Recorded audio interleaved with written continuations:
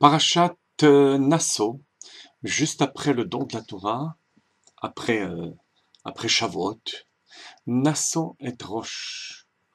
On demande de lever la tête, plus haut que la tête, plus haut que le rationnel. Eh bien, on retrouve aussi cette notion dans la paracha à travers la mitzvah de vidouille. Veit vado et avonam. Le Rambam rapporte ce verset en tant que source à la mitzvah de vidouille, de l'aveu de nos fautes. Et ce qu'il y a de curieux, c'est que le Rambam compte l'aveu des fautes comme une mitzvah, mais il ne compte pas la teshuva. Apparemment, la mitzvah essentielle, c'est la teshuva, c'est de revenir vers Dieu. Il ne va compter que le côté technique de cette teshuva, c'est l'aveu de la faute. De nombreuses explications ont été avancées à ce sujet, au sujet de cette question, notamment le Minrat Chinuch et d'autres encore.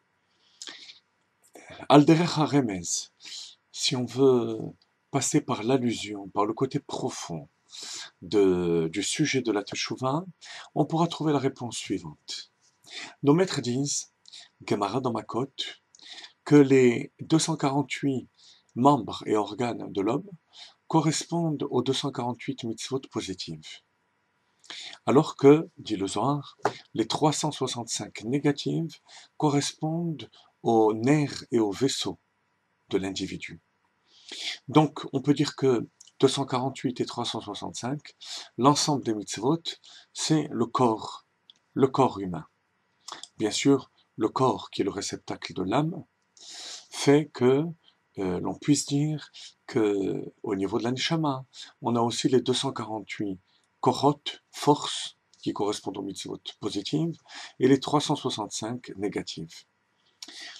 Tout ça, ce sont les membres et organes et vaisseaux qui constituent l'aspect superficiel, extérieur du corps ou de l'âme. Mais il y a à l'intérieur la vie elle-même. La vie intérieure, c'est la teshuva. Ce que le Rambam compte comme étant des mitzvot de la Torah, ce sont les mitzvot qui correspondent aux membres et organes de l'homme. D'ailleurs, il y a un livre célèbre, le Sefer Haredim, qui fait le décompte de toutes les mitzvot par rapport aux différents organes de l'homme. Si tous les organes du juif sont en bonne santé, alors au niveau spirituel, ça va se répercuter aussi au niveau matériel. La teshuva, elle, c'est la vie, l'essence même de la vie, qui permet de régénérer ses forces, qui permet de régénérer ses organes et ses membres. C'est comme si, chas v'shalom, la tête était coupée du corps, donc physiquement la personne ne peut pas vivre, et que la teshuva puisse régénérer cette vie, faire en sorte que l'individu puisse ressusciter, revivre. C'est un machal qu'Admour HaZaken, une parabole, qu'Admour HaZaken développe dans l'Écoute Torah. Alors, qu'est-ce que ça implique dans notre vie? Eh bien, ça implique ce qu'on a dit au début, Nasso et Rosh, le mouvement et l'aspiration de l'âme du juif vers Akadosh Baruch Hu, directement. C'est-à-dire que souvent, on est porté par le côté pratique des mitzvot et de la Torah, mais que le côté intérieur de l'âme n'aspire pas assez à Akadosh Baruch Hu lui-même. En fait, on est pris par la volonté de Dieu et on oublie parfois l'attachement au Baal HaRatzon. En Chassidut, ça s'appelle le Ratzon et le Baal HaRatzon. Ratzon, c'est la volonté de Dieu, les mitzvot, les 613 mitzvot.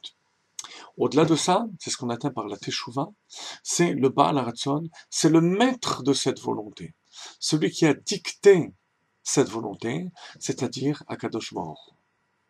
Alors, la semaine, on est dans la semaine de Matan Torah, puisqu'on vient de célébrer Matan Torah. Il est bon de se rappeler que Anochi Hashem Elokecha, qu'on doit pas seulement régénérer notre vie spirituelle à travers la Torah et les mitzvot, mais au-delà de ça, à l'attachement à Kadosh Baruch Hu lui-même. C'est le sens de la mitzvah de Teshuvah, et c'est pour ça que le Rambam ne la compte pas parmi les 613 mitzvot, parce qu'elle les dépasse.